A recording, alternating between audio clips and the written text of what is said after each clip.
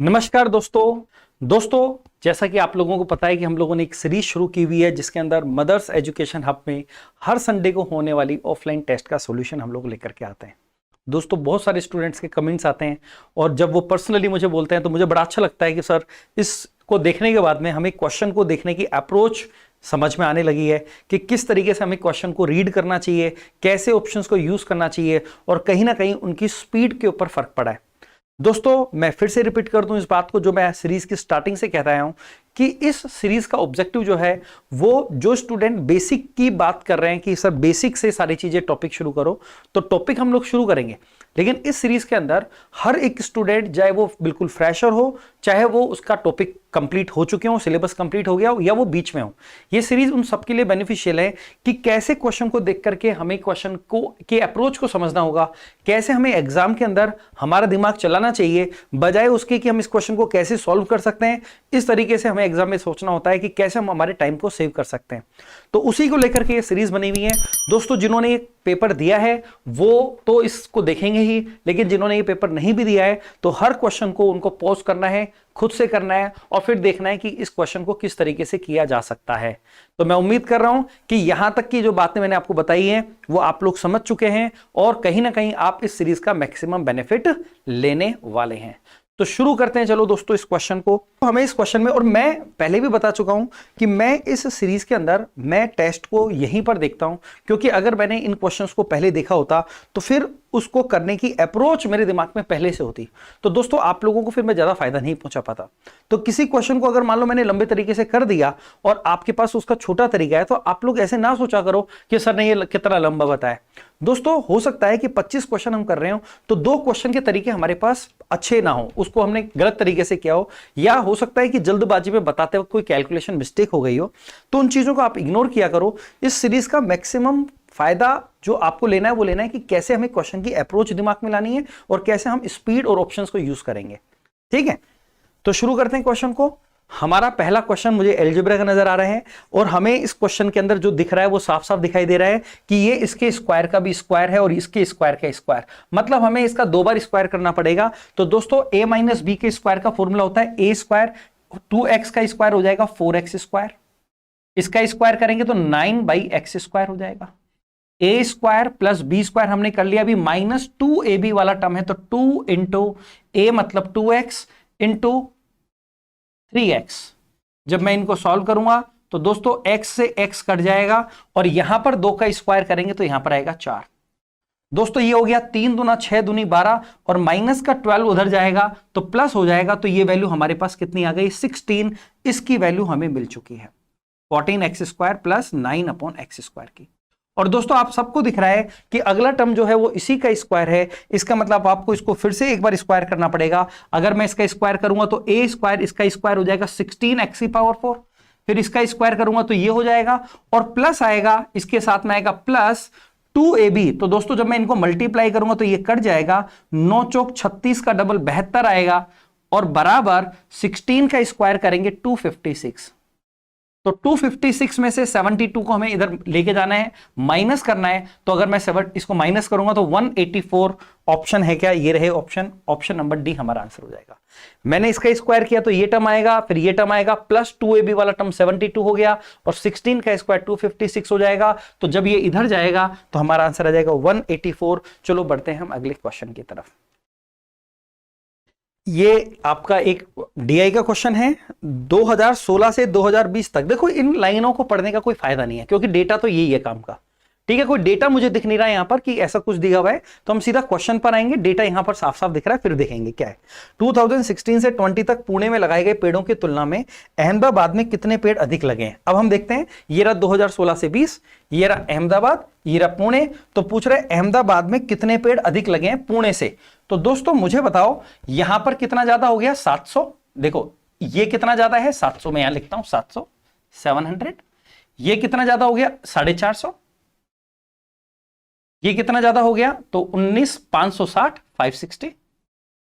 ये कितना ज्यादा हो गया 50 और ये कितना ज्यादा हो गया 100।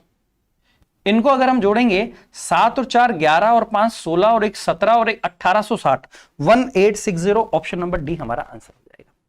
चलो बढ़ते हैं हम अगले क्वेश्चन पर। देखते हैं क्वेश्चन नंबर 53। ये कुछ और डेटा दे दिया, चलो पढ़ते हैं हम। अमित और सुरेश दोनों का कुल एरियर नितिन और वरुण दोनों के कुल एरियर से कितने % कम है। ये हमें नाम दे रखे हैं, ये हमें सैलरी एरियर। ओके, तो देखो अमित और सुरेश का, ये अमित है और ये सुरेश है, इनका कुल एरियर ये हो गया।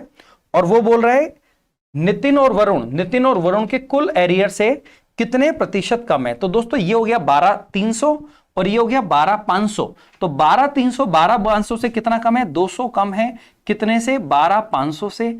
और परसेंटेज निकालना है तो गुना 100 करना पड़ेगा।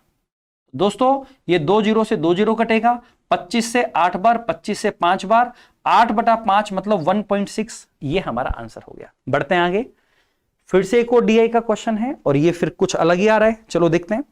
2016 में संस्थान ACE में VC के लिए नामांकित छात्रों की कुल संख्या, तो ये साल दे रखे हैं, ये इंस्टीट्यूट दे रखे हैं हमको, यहां पर इंस्टीट्यूट दे रखा है, इंस्टीट्यूट आना चाहिए ना यहां पर, ठीक है, स्पेलिंग में एरर होगी।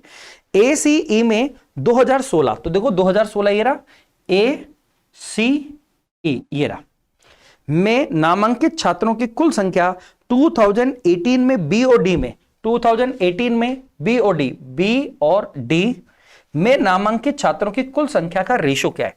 तो इन दोनों का रेशो निकालना है। देखो दोस्तों यहां पर 7 ज्यादा है तो 2 इधर पकड़ा दो और 5 इधर पकड़ा दो, तीनों की तीनों 140 हो गए, तो टोटल हो गया 420। कैलकुलेशन को थोड़ा सा स्मार्टली करो, 2 अगर इधर पकड़ा दूंगा तो 140 140 280 हो गया।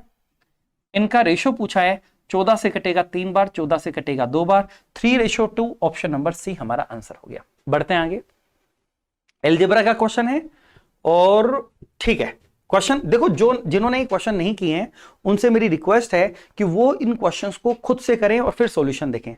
दोस्तों एक फॉर्मूला है जो आप सब लोग जानते होंगे, x³ + y³ + z³ - 3xyz, इसका एक फॉर्मूला होता है और वो फॉर्मूला होता है x + y + z, फिर ब्रैकेट में, या इसको बड़ा ब्रैकेट कर देता हूं, x + y + z का whole square - 3xy + yz + zx। थोड़ी सी जगह कम पड़ गई, मैं इधर इसको थोड़ा सा नीचे लिख देता हूं, यहां पर ऐसा करता हूं, माइनस ये ब्रैकेट के अंदर ही है, 3xy + yz + zx।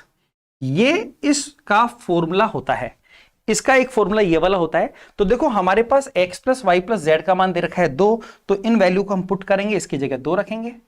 फिर x + y + z का स्क्वायर है तो 2 का स्क्वायर 4 हो गया, -3 इंटू, और xy yz zx की वैल्यू -11 है, -11 को -3 से मल्टीप्लाई करेंगे 33, 4 जोड़ेंगे उसके अंदर 37, डबल करेंगे 74 हमारा आंसर हो जाएगा।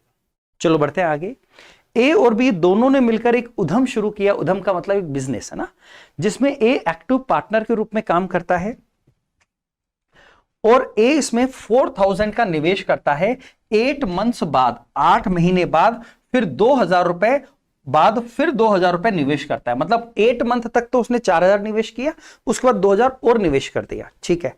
बी इसमें 5,000 रुपए का निवेश करता है, लेकिन 9 महीने बाद इसमें से 2,000 निकाल लेता है। ओके, एक्टिव पार्टनर होने के नाते ए प्रॉफिट में से भत्ते के रूप में हर महीने 100 रुपए लेता है। यदि वर्ष में 6,700 का प्रॉफिट हुआ हो तो बी का शेयर क्या है। देखो दोस्तों, ए की अगर हम बात करें तो ए ने 4,000 रुपए 8 महीने तक लगाए हैं और उसके बाद में 2,000 रुपए और लगा दिए, मतलब 6,000 रुपए अगले 4 महीने तक और लगाएं, क्योंकि टोटल वर्ष की बात हो रही है। वर्ष में 12 महीने होते हैं, 8 महीने हो गए तो 4 महीने बचे। ये हम बात कर रहे हैं ए की। इसी तरीके से अगर हम बी की बात करें तो बी ने स्टार्टिंग की थी 5,000 से 9 महीने तक, 5,000 रुपए 9 महीने तक लगाए और उसके बाद में उसने 2,000 निकाल लिए। इसका मतलब 3,000 रुपए 3 महीने तक लगाए, क्योंकि टोटल 12 महीने करने हैं। तो आप देखेंगे कि ए का इन्वेस्टमेंट 32 और 24 को अगर हम ऐड करेंगे तो 56,000 हो गया और ये हो गया 45 + 9 54,000 हो गया। 1000 में नहीं लिख रहा क्योंकि रेशो में वो कट जाना है, वैसे भी 2 से 28 बार और 2 से 27 बार कटेगा। लेकिन दोस्तों वो कह रहा है कि ए को हर महीने 100 रुपए भत्ते के मिलेंगे। आप बताओ 12 महीने के 1200 रुपए तो उसको मिल गए, अगर मैं इसमें से 1200 रुपए हटा दूं तो सिर्फ 5500 रुपए बचेंगे, और ये 5500 रुपए ए और बी में बटने हैं। यहां पर ए और बी का टोटल हो रहा है 27 और 28 55। अगर 55 की वैल्यू 5500 है दोस्तों, 55 की वैल्यू अगर 5500 है तो 27 की वैल्यू क्या हो गई 2700, 2700। बी का प्रॉफिट पूछा गया है 2700, हमारा आंसर हो जाएगा। अगर वो ए का पूछता तो अच्छा सवाल बनता, क्योंकि ए में 2800 तो ये लेने ही थे, प्लस 1200 रुपए उसका भत्ता है वो भी हम लोग ले लेते, लेकिन उसने बी का पूछा है, 2700 हमारा आंसर होगा। चलो बढ़ते हैं आगे। किसी वस्तु को इतने रुपए में बेचने पर प्रॉफिट इतने रुपए में बेचने पर होने वाले लॉस से 20% अधिक है। देखो वो कह रहा है कि जब हमने 246.8 में बेचा तो जो प्रॉफिट हो रहा है वो 216 में बेचने से होने वाले लॉस से 20% ज्यादा है। 20% का मतलब होता है 1/5 ज्यादा। 1/5 का मतलब 5 पे 1 ज्यादा करेंगे, ये 5 है तो ये 6 है, मैंने इसको 6x और इसको 5x मान लिया। क्या ये 20% ज्यादा हो गया क्या? तो आप कहेंगे बिल्कुल हो गया। दोस्तों इतने में बेचा तो इतने का प्रॉफिट हुआ, इतने में बेचा तो इतने का लॉस हुआ। अगर मैं प्रॉफिट को सेलिंग प्राइस में से घटा दूं और लॉस को सेलिंग प्राइस में जोड़ दूं तो दोनों ही केस में हमें क्या मिलता है? Cost price. कॉस्ट प्राइस जो होता है वो एसपी में से प्रॉफिट को घटाने से मिलता है और एसपी में लॉस जोड़ने से मिलता है। तो दोस्तों ये 6x उधर जाएगा तो बन जाएगा 11x, और 216 इधर आएगा तो माइनस हो जाएगा, बचेगा 30.8। तो यहां 11 से काटेंगे इसे, 11 दूना 22, 11 इंटू 8 करेंगे 2.8। x की वैल्यू 2.8 आ गई है। अगर x की वैल्यू 2.8 मैं यहां पर रख दूं तो 2.8 इंटू 5 करेंगे तो ये हमारे पास कितना आ जाएगा? 14, और 14 प्लस 2 16 करेंगे, 230 रुपए हमारी कॉस्ट प्राइस आ गई है। 230 रुपए हमारी कॉस्ट प्राइस आ गई है। अगर मैं x की वैल्यू 2.8 यहां रखता हूं तो 2.8 इंटू 5 हो गया 14, 14 ऐड करेंगे 230, ये हमारी कॉस्ट प्राइस हो गई है। वो कह रहा है अगर हम इसे इतने रुपए में बेचें तो कितना प्रॉफिट या लॉस होगा। देखो पहली बात तो लॉस हो रहा है, अगर 230 का सामान 220.75 में गया तो लॉस हो गया, 10 रुपए में 75 पैसे कम करने पड़ेंगे, 9 रुपए 25 पैसे का लॉस हो गया। कितने पे? 230 पे। कितना परसेंट पूछा गया है? देखो 43 का 4 गुना 92 होता है, तो लगभग 4 देखो इसका 1% जो होगा वो होगा 2.3, तो 4 गुना ही तो रहा है। 23 का 4 गुना 92 होता है, तो लगभग 4% का लॉस हो गया। ऑप्शन नंबर बी हमारा आंसर हो गया। अप्रोक्सीमेट वैल्यू पूछी है उसने, निकटतम पूर्णांक पूछा है, तो लगभग 4% हमारा आंसर होगा। चलो बढ़ते हैं हम अगले क्वेश्चन की तरफ। Question number 58। एबीसी एक आइसोसेल्स ट्राइंगल है जिसमें एबी और एसी इक्वल हैं। ओके, एक सर्कल जो शीर्ष बी से गुजरता है और एबी को उसके मिड पॉइंट पर स्पर्श करता है तथा एबी को बिंदु पी पर काटता है, पीबी और पीए का रेशो क्या होगा? ओके, देखो यहां पर हमें डायग्राम बनाना पड़ेगा। सबसे पहले उसने कहा है कि एक ट्राइंगल है एबीसी, तो मैंने बना दिया ए बी सी। फिर वो कह रहा है कि एक सर्कल है जो बी से गुजरता है और एसी को उसके मिड पॉइंट पर, बी से गुजर रहा है और एसी के मिड पॉइंट पर यहां से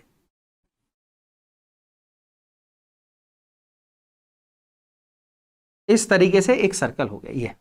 ये इसके मिड पॉइंट पे गुजर रहा है तथा एबी को बिंदु पी पर काटता है। एबी का जो पॉइंट ये है, ये पॉइंट आपको दे रखा है पी, तो पीबी और पीए का रेशो पूछा है, इन दोनों का रेशो हमसे पूछा है। दोस्तों ध्यान रखना उसने ये मिड पॉइंट कहा है, इसका मतलब अगर यहां से यहां तक x है तो यहां से यहां तक भी x होगा। आप सब लोगों ने ट्रायंगल में एक पॉइंट पढ़ा होगा, आप सबको ये बात पता होगी, और वो बात ये है कि किसी भी सर्कल में अगर एक सेकेंड हो, एक टेंजेंट हो, तो हम जानते हैं कि अगर ये P पॉइंट है, ये A पॉइंट है, ये B पॉइंट है और ये C पॉइंट है, तो PA इंटू PB बराबर PC स्क्वायर होता है।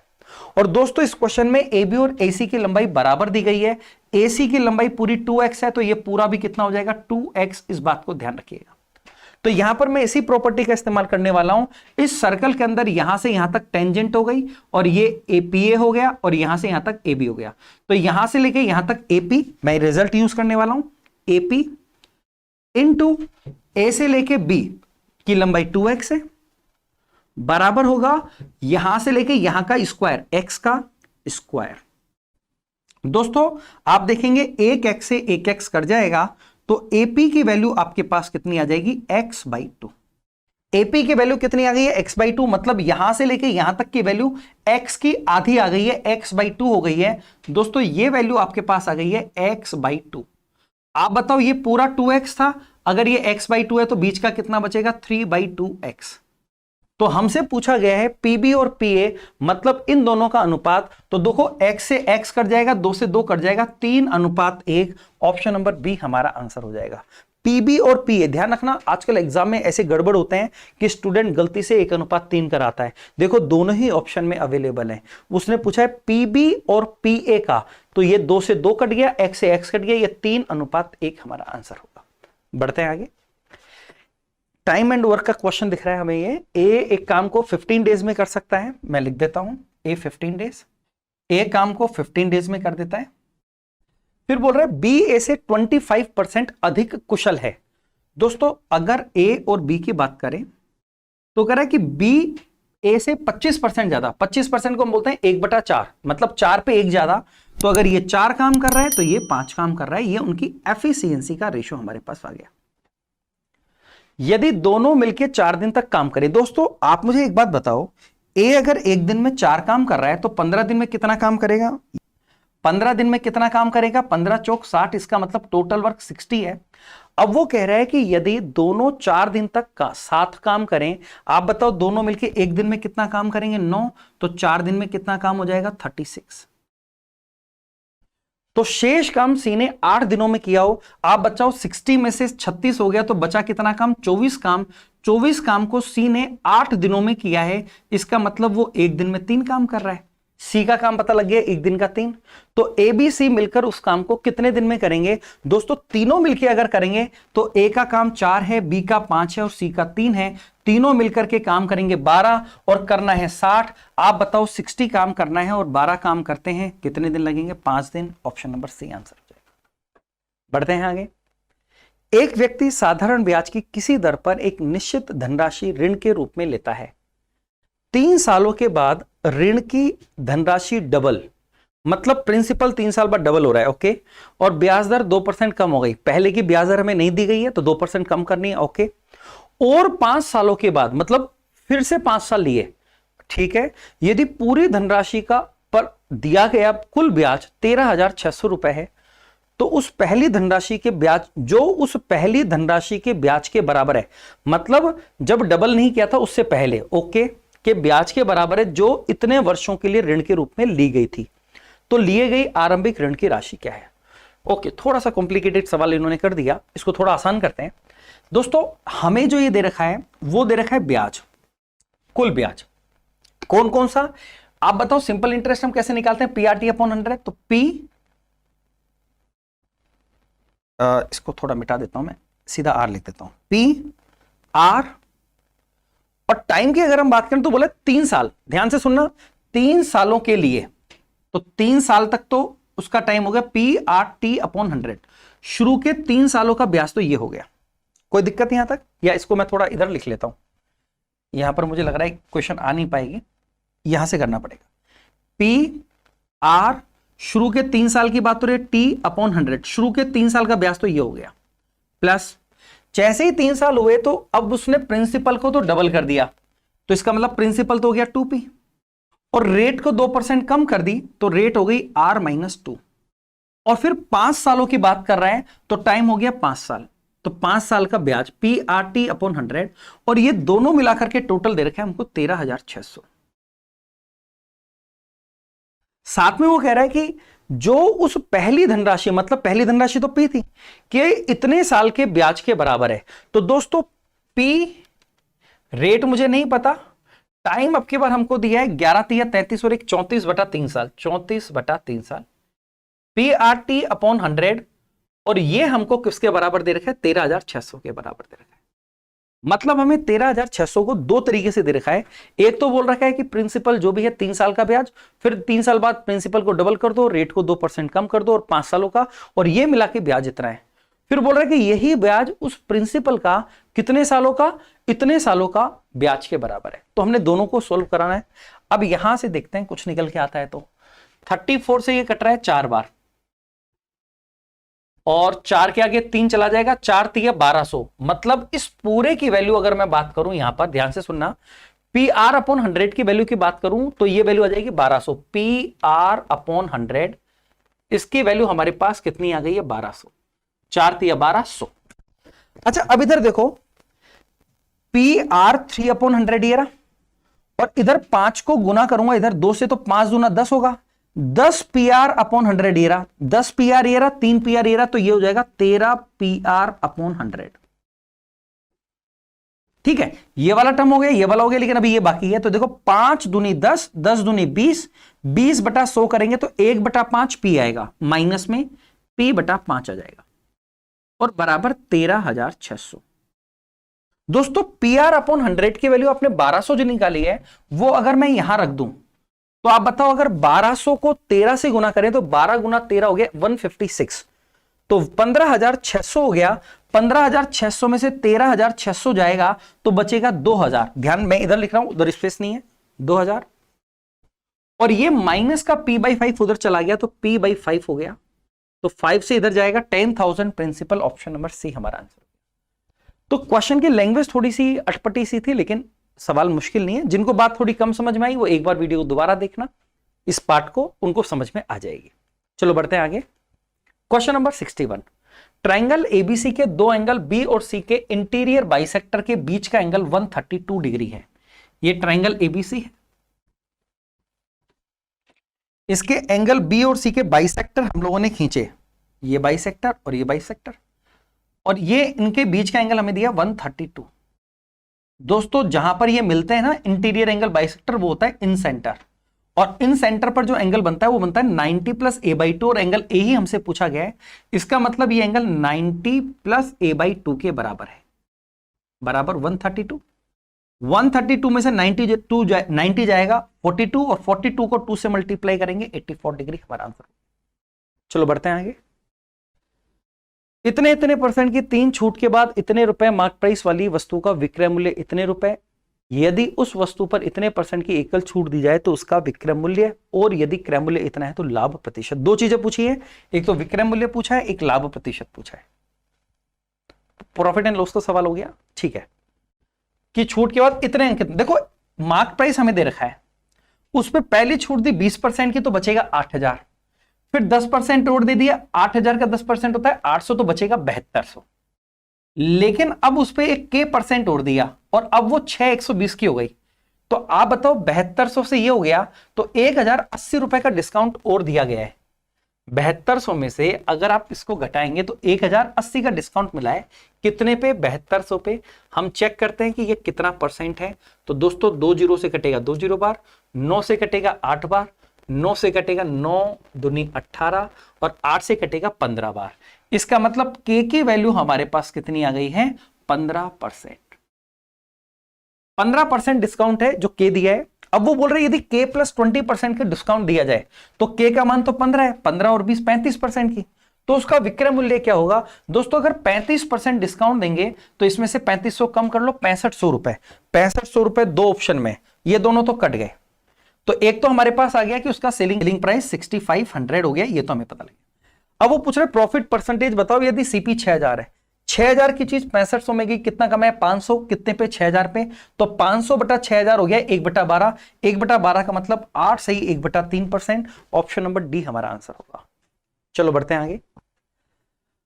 हमसे पूछा जा रहा है कि इसका मान क्या होगा, ट्रिग्नोमेट्री का क्वेश्चन है। मेरे ख्याल में वैल्यू पुटिंग कर सकते हैं हम लोग। यहां पर 45 डिग्री नहीं कर पाएंगे। क्यों नहीं कर पाएंगे, क्योंकि साइन और कोस दिख रहा है, तो आंसर सेम आने की संभावना है। जैसे 45 पे ये दोनों का मान सेम आ जाएगा, तो 30 रख दो। मैं यहां एक काम करता हूं, थीटा की वैल्यू 30 डिग्री रख रहा हूं, तो ये हो गया 1। tan 30 का मान होता है 1/√3, स्क्वायर करेंगे 1/3, तो ये हो जाएगा 2 × 1/3 प्लस 2। साइन 30 का मान होता है 1/2। ठीक है, हम 30 डिग्री की वैल्यू पुट कर रहे हैं, और sec 30 का मान होता है 2/√3, उसका स्क्वायर करेंगे तो 4/3 हो जाएगा। तो दोस्तों 3 से 3 कटेगा, ये हो गया 2/3, ये हो गया 4/3, 6/3, मतलब 2, 2 और 1 3। एक बार देख लो सब कुछ। 1 + 2, tan 30 का मान होता है 1/√3, स्क्वायर कर दिया हमने। sin 30 का मान होता है 1/2, और √3 2/√3 का स्क्वायर करेंगे, 2/√3 का, तो 4/3 हो जाएगा। तो ये हो गया 4/3, हो गया 2/3, 6/3, और 2 और 1 3, बिल्कुल ये वैल्यू हमारे पास आ गई 3। अब यहां रखते हैं, पहले ऑप्शन में 30 रखेंगे तो 1 + आधा, आधा होता है ना, तो 3/2, और 1 - आधा 1/2, 2 से 2 कट गया 3, ये हमारा आंसर हो गया।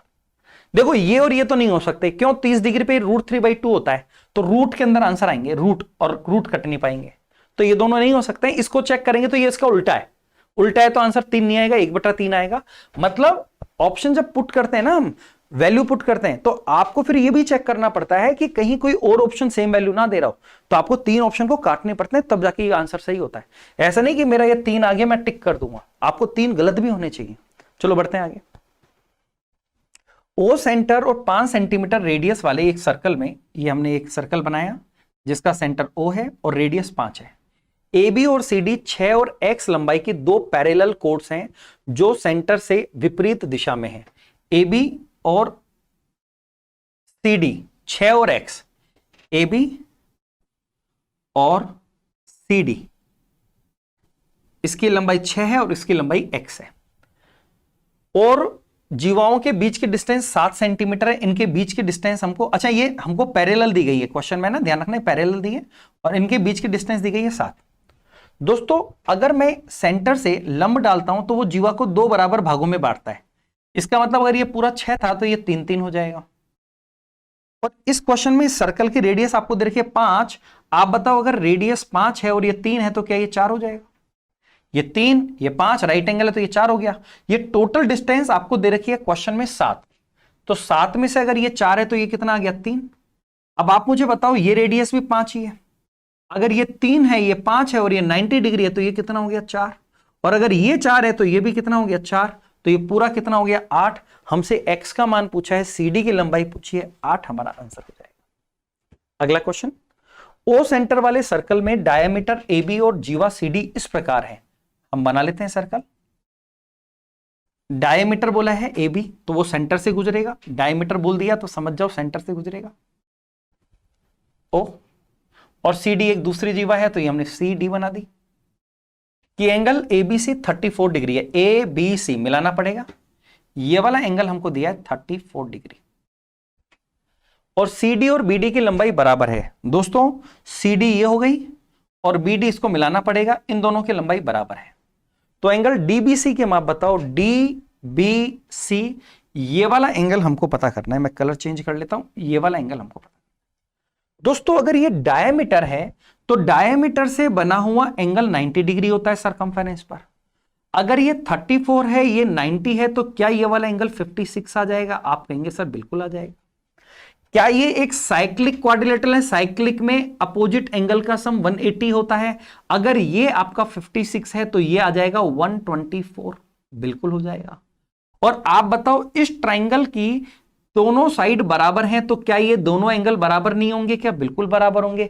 और तीनों का सम 180 है, ये 124 है, बचा 56। 56 के 2 टुकड़े करोगे तो ये भी 28 और ये भी 28। यही हमसे पूछा गया है, ये वाला एंगल कितना होगा? 28 आंसर हो जाएगा।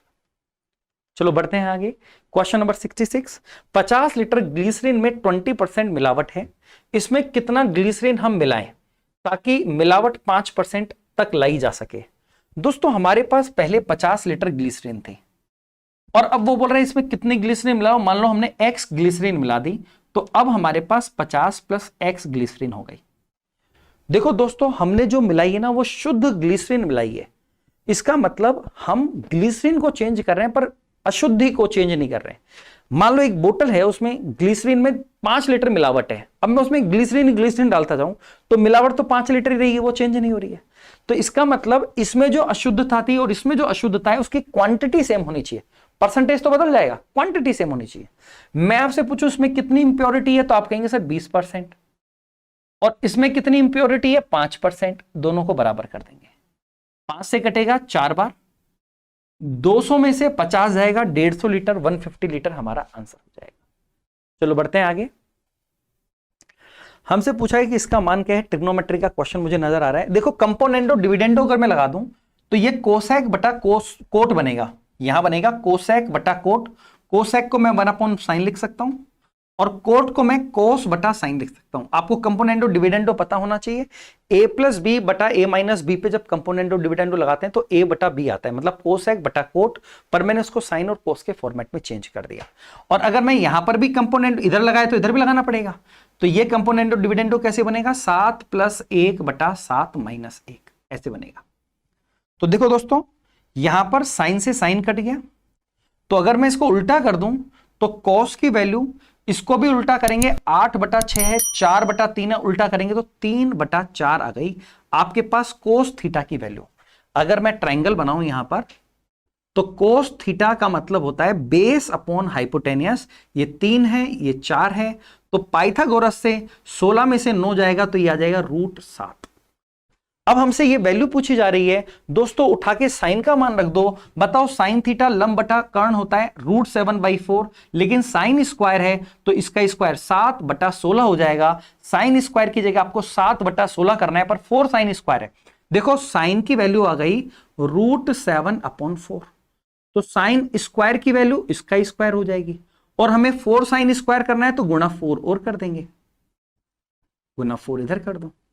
तो आप देखेंगे ये हो गया 7, 1 4 से 1 4 कट जाएगा तो 7 बटा 4, इसकी जगह मैं रखने वाला हूं 7 बटा 4 माइनस 1 बटा 7 बटा 4 प्लस 5।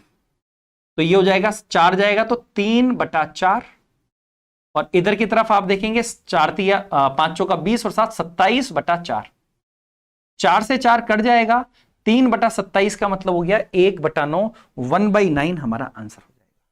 मैं उम्मीद कर रहा हूं कि आप इतनी सी बात को समझ पा रहे हैं। दोस्तों ट्रिग्नोमेट्री की अगर बेसिक समझ आप लोगों को है, आपके रिवीजन का इससे अच्छा तरीका नहीं हो सकता। आपका रिवीजन भी हो रहा है, आप किस तरीके से चीजों को करेंगे वो भी आपको समझ आ। इन्होंने कहा है कि 6 अंकों वाली एक संख्या है वो 88 से डिविजिबल है। दोस्तों 88 का मतलब है 8 गुना 11, तो 8 से भी डिविजिबल होनी चाहिए और 11 से भी। तो पूछ रहा है 5x माइनस 8y का मान क्या होगा।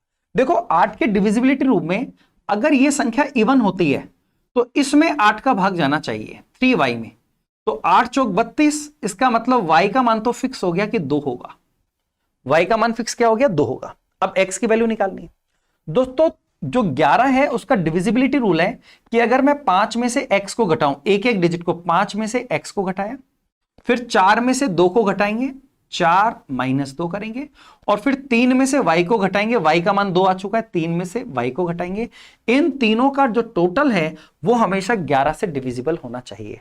तो आप यहां पर देखेंगे माइनस का 2 और माइनस का 2, माइनस का 4 से 4 कट गया, तो ये हो गया 5 और 3 8, 8 माइनस x। अगर इसमें 11 का भाग जाना है तो x का मान एक ही संभव है, वो है 8, क्योंकि 8 में से 8 जाएगा 0 बचेगा। इसका मतलब x की वैल्यू 8 आ गई है, y की वैल्यू 2 आ गई है। तो 8 पंजू 40 और 8 दूनी 16, 40 में से 16 जाएंगे 24 हमारा आंसर होगा। चलो बढ़ते हैं अगले क्वेश्चन की तरफ। Question number 69। देखो एक ट्रेन पहले 75 किलोमीटर, टाइम एंड डिस्टेंस का क्वेश्चन लग रहा है, एक चाल से तय करती है और अगले 90 किलोमीटर में अपनी सामान्य चाल से 10 किलोमीटर अधिक की चाल से चलती है।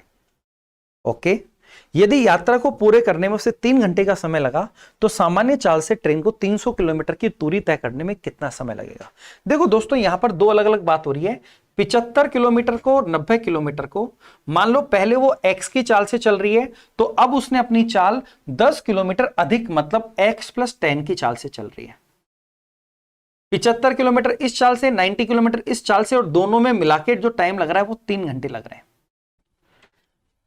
सामान्य चाल x निकालनी है। देखो अगर मैं 75 के फैक्टर करूं, यहां 25 होने की संभावना है, लेकिन 25 का भाग दूंगा तो 3 घंटे तो यही लग गए, जबकि टोटल 3 घंटे लगने।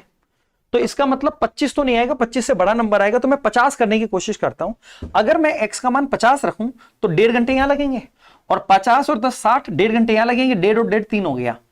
इसका मतलब x की वैल्यू 50 आ गई, उसकी स्पीड 50 है, तो 300 किलोमीटर 50 की चाल से चलेगा। कितने घंटे लगेंगे, 6 घंटे, 6 आवर्स। ऑप्शन नंबर बी हमारा आंसर हो जाएगा। चलो बढ़ते हैं आगे। ये सिंप्लीफिकेशन वी बोर्ड मास का सवाल लग रहा है, हमसे पूछा जा रहा है इसका मान क्या है। दोस्तों वी बोर्डमास नियम के अनुसार इनमें से सबसे पहले ब्रैकेट को हम सॉल्व करेंगे। तो ब्रैकेट में अगर हम देखेंगे तो न्यूमरेटर के नीचे और ऊपर अलग अलग नंबर हैं। इनमें अगर हम पहले देखें तो इनमें सबसे पहले भाग सॉल्व होगा। तो अगर मैं डिवाइड को सॉल्व करूंगा यहां पर, तो देखो 26 से ये डिवाइड हो रहा है, 13 से कट रहा है 2 बार, 13 नाम 90, 45 बार, ये 45 आ गया। और 13 दूना हो गया 26, और इनके बीच में है प्लस, और यहां पर है 52, और ये है माइनस। ठीक है, ऊपर का हमने सॉल्व कर लिया। अब नीचे का देखते हैं। नीचे में प्लस है, ऑफ है, माइनस है। सबसे पहले ऑफ सॉल्व होता है। तो दोस्तों ये 8 और एक 9/8 है। 9/8 को 2 से गुना करेंगे तो आएगा 9/4। फिर ये 2 है, फिर ये प्लस है, और फिर ये माइनस में 4 और एक 5/4 हो गया। इधर की तरफ अगर हम लोग देखें तो यहां पर सबसे पहले भाग सॉल्व होगा, दोनों जगह भाग है। तो ये हो गया 2/11 प्लस, इसमें जब 44 का भाग देंगे तो 4 से कटेगा 6/11। नीचे की तरफ भी पहले भाग सॉल्व होगा, तो ये हो गया 1, और 1 को 4 से मल्टीप्लाई करेंगे 4 आएगा। इधर की तरफ 3 है प्लस, इधर की तरफ माइनस का 3 है, तो ये तो कट जाएगा। अब देखो दोस्तों, कहानी कुछ इस प्रकार है। इधर देखते हैं, इसमें से जाएगा 7 और 26 33, ऊपर तो हो गया 33, मैं यहां लिख देता हूं 33। इधर की तरफ इसमें से इसको घटाएंगे तो 4/4, 1 आएगा, 1 और 2 हो गया 3। फिर है का मतलब होता है मल्टीप्लाई करना। इसको सॉल्व करेंगे तो आएगा ऊपर 8/11, इनको सॉल्व करेंगे तो आएगा 8/11, और नीचे की तरफ है 4, 4 का भाग देना है। तो 4 का जब हम भाग देंगे तो 4 से कट जाएगा कितनी बार, 2 बार, तो ये आ गया 2/11। इस पूरे की वैल्यू कितनी आ गई, 2/11। 11 तिया 33 से 33 कट गया, हमारे पास क्या बचा, 2, 2 हमारा आंसर हो गया। चलो बढ़ते हैं अगले क्वेश्चन की तरफ। Question number 71। किसी समतिज क्षैतिज तल पर एक मीनार अपने आधार से 160 मीटर दूर पर स्थित बिंदु पर कुछ एंगल बनाती है। ये एक मीनार है, इससे कोई ये पॉइंट है, और यहां पर वो कुछ एंगल बना रही है, मैंने नाम दे दिया थीटा। 160 मीटर दूर है, यहां से यहां तक की डिस्टेंस हमको दे रखी है 160 मीटर। 100 मीटर मीनार की ओर चलने पर यह एंगल डबल हो गया। मतलब यहां से जब हम 100 मीटर चले यहां पर, तो अब एंगल आपका डबल हो गया, 2 थीटा हो गया 100 मीटर चलने पर। अगर ये पूरा 160 था, ये 100 है, तो ये आ गया 60। तो मीनार की हाइट ज्ञात करो, h की वैल्यू पता करनी है। ओके दोस्तों, मैं यहां पर अगर देखूं तो मैं आपसे पूछूं tan थीटा क्या होगा, tan थीटा, तो आप बोलेंगे सर tan थीटा बराबर लंब बटा आधार h/160। और मैं अगर इस ट्राइंगल में आपसे पूछूं कि बताओ tan 2 थीटा क्या होगा, tan 2 थीटा का फॉर्मूला मैं आप लोगों को बता देता हूं, वो होता है 2 tan theta upon 1 minus tan square theta, ये उसका फॉर्मूला होता है। तो tan 2 थीटा का मान यहां से हो गया h/60, ये तो मैंने रख दिया h/60, और ये हो गया 2 tan थीटा। दोस्तों tan थीटा का मान अभी भी आपने निकाला था h/160, क्या निकाला था, h/160 divided by 1 minus h/160 का होल स्क्वायर। अब इसको सिंप्लीफाई करना है और h की वैल्यू फाइंड आउट करनी है। h से h कटेगा, 2 से कटेगा 80 बार। दोस्तों ये 80 नीचे की तरफ है, नीचे से इधर जाएगा, ऊपर चला जाएगा, तो 80/60 को काट के मैं लिख सकता हूं 4/3। या एक काम करो, इसको मैं मिटाता हूं। देखो ध्यान से सुनिएगा मेरी बात को जो मैं कह रहा हूं। अगर मैं इसको यहां से 2 से कट गया 80 बार, मैं 80 लिख देता हूं एक बार के लिए। अगर मैं इसको उल्टा कर दूं तो ये टर्म जो है उल्टा हो जाएगा, 1 माइनस h/160 का होल स्क्वायर। नीचे की तरफ यहां आएगा 80, और ये 60 चला जाएगा ऊपर। ध्यान रखना 60 नीचे, 80 नीचे आएगा, यहां पर 60 ऊपर जाएगा। ये टर्म जो है 80 वो नीचे, सॉरी मैं उल्टा बोल रहा हूं।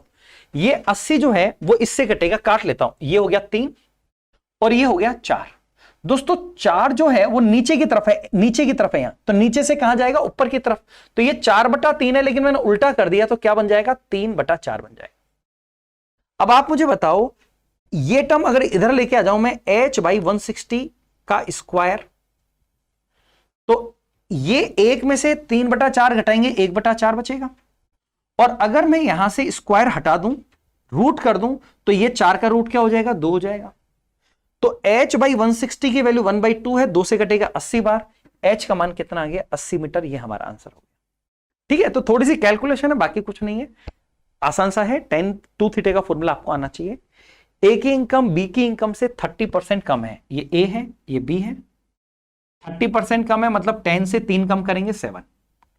बी की इनकम सी की आय से इतना परसेंट अधिक है, देखो ये 2% से बना है, 100% का मतलब हो गया 1 और 37.5% का मतलब हो गया 3/8।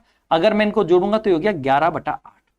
मतलब मैं इस फ्रैक्शन को 11/8 बोलूंगा, तो कह रहा है कि बी की इनकम सी की इनकम से इतना ज्यादा है, तो 8 पे 11 ज्यादा करेंगे 19। बी और सी में वो बोल रहा है कि अगर सी की इनकम 8 है तो इसकी इनकम 11 ज्यादा है, 19 हो जाएगी। फिर बोल रहा है यदि ए की आय बी की आय से इतना कम है तो सी की आय क्या है। देखो दोस्तों, जब भी हमें रेशो निकालना होता है तो हम पास में पास वाला नंबर फिल करते हैं, यहां 19 और यहां 10।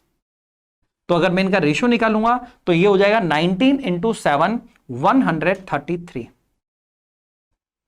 ये हो जाएगा 190, ये हो जाएगा 80। आपको दिया है ए और बी की आय से इतना कम है, ए और बी की आय का डिफरेंस। अगर मैं यहां पर देखूंगा डिफरेंस तो ये आ गया 57। 57 की वैल्यू आपको ये दे रखी है, तो एक की वैल्यू ये हो गई, 57 की वैल्यू ये दे रखी है तो एक की वैल्यू ये हो गई। और आपसे सी की आई पूछिए, मतलब 80 की वैल्यू निकालनी है, गुना आपको 80 करना पड़ेगा।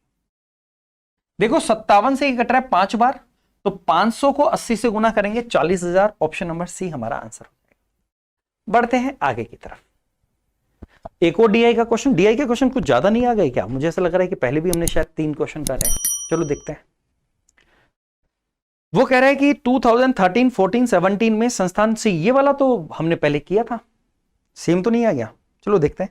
2013, 14 और 17 में सी से, संस्थान सी से वीसी लेने के लिए नामांकित कुल छात्रों की संख्या 2013, 14, 17 में सी 13, 14, 17, इनमें सी 2018 में सभी संस्थानों से नामांकित छात्रों की कुल संख्या का कितना प्रतिशत है? 2018 में इनका टोटल का कितना परसेंट है? तो देखो दोस्तों, अगर मैं इनका टोटल करूं यहां पर, तो ये हो रहा है 12 और 12 24, 36, 37, 38, 385। ये टोटल हो गया आपका 385। और इनका टोटल अगर मैं करूं तो देखो 2 इधर चिपका दो और 5 इधर चिपका दो, तो सब 140 बन गए, मतलब 700। वो पूछ रहा है कि 385 700 का कितना परसेंट है, गुना 100 करेंगे तो 2 जीरो तो कटने ही है। 7 पंजू 35, 7 पंजू 35, 55% है क्या? 55 नहीं है। ये रहा ऑप्शन नंबर डी हमारा आंसर है। चलो बढ़ते हैं दोस्तों आगे। ओहो, ये क्या खतरनाक सा सवाल डाल दिया। का वर्गमूल क्या है?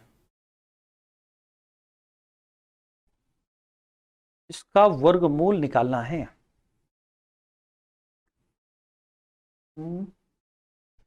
एक काम करो, put x is equal to 1। एक बार देखना पड़ेगा, रुको मैं चेक करता हूं। x का मान 1 रखेंगे तो 16 में से 24 माइनस करना है, ये बन जाएगा, मैं लिखता हूं यहां 16 minus 24 plus 25 minus 20 plus 10 minus 4 plus 1, ऐसा बन जाएगा। तो देखो 25 में से 24 गए 1 और 16 17 और 10 27, 27 में से 20 गए 7 में से 4 गए 3 और 1 4। हाँ हो जाएगा भाई। इसकी वैल्यू हमारे पास x रखने पर आ गई 4। उसने पूछा इसका वर्गमूल क्या होगा, तो इसका वर्गमूल होगा 2।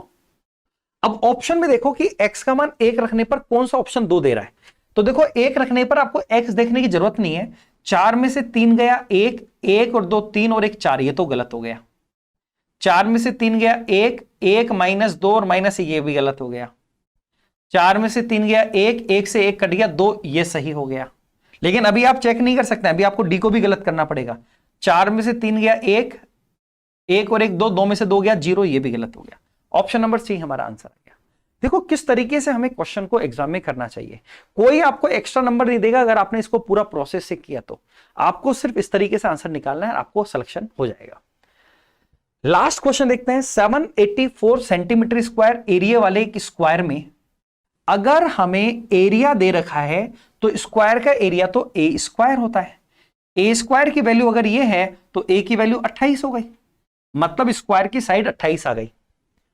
इस वर्ग में एक वृत्त अंकित है। ये एक वर्ग है जिसकी भुजा 28 है और इसके अंदर एक वृत्त अंकित है, इस तरीके से एक सर्कल है।